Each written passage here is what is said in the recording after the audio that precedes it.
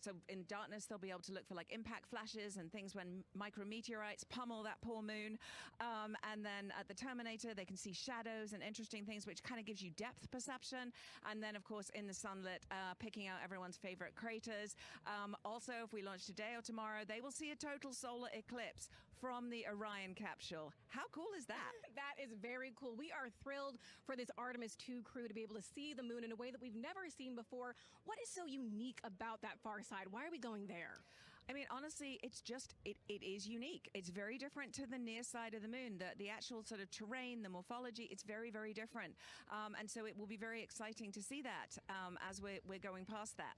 Absolutely. And Nikki, you know, we are performing a lot of science at the moon this year, actually, not just Artemis 2. Can you speak to the commercial lunar landers we're planning to send? Yes, we are very, very proud of our commercial partners as they take our payloads for us to the lunar surface. And very excited. Next one up is Blue Origin's Blue Moon Mark 1 going. It's got some science on it. It's got the scalps that went on the Blue Ghost. So we'll be able to sort of look at that plume as it's coming down onto the lunar surface, and then also the laser retroreflector that will be the array that's up there too. So even on that first test flight, packing it with science as much as we can. Wow, Nikki, so much science. It's hard to keep track of everything. But the unique thing about Artemis 2 is we're sending crew. Can you speak to the importance of the human element of science? Absolutely. I mean, we can program, like we do with our beautiful rovers on Mars, we can program them to do certain things, and it's what we think we need them to do. When you have an astronaut up there, they can make that sort of like really unique split-second decision. The thing I'm most looking forward to is when they think they're going to be looking here, is hearing one of them say, "Oh my goodness, look over there." And I think that's just incredible about how we do that.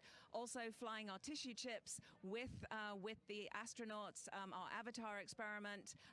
Here we go, Avatar. Oh, wow, look at that.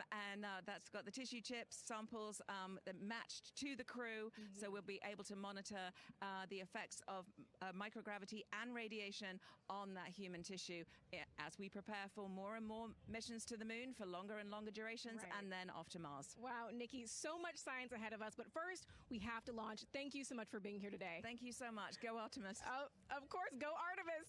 And with that, let's turn it back over to the countdown with NASA's Megan Cruz.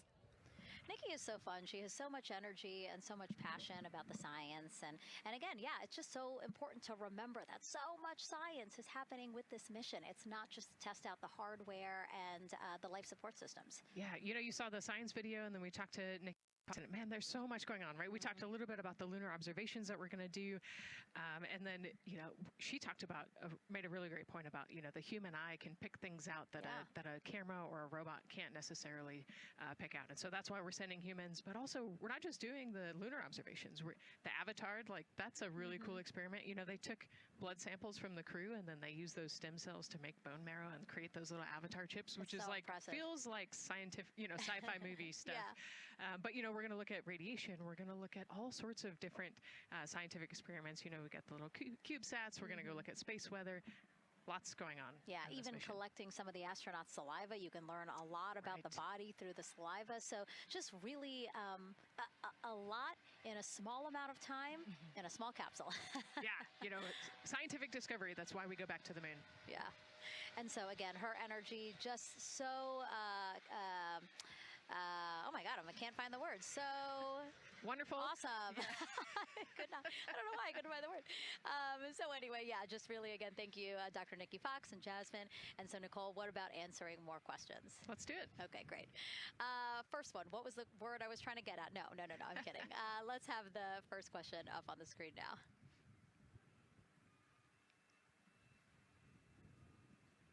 I know we got him. I see him being asked.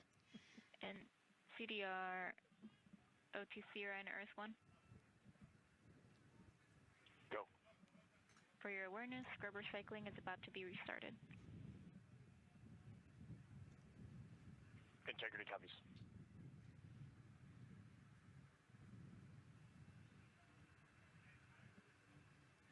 All right, let's try that again. Can we get the next social question, please?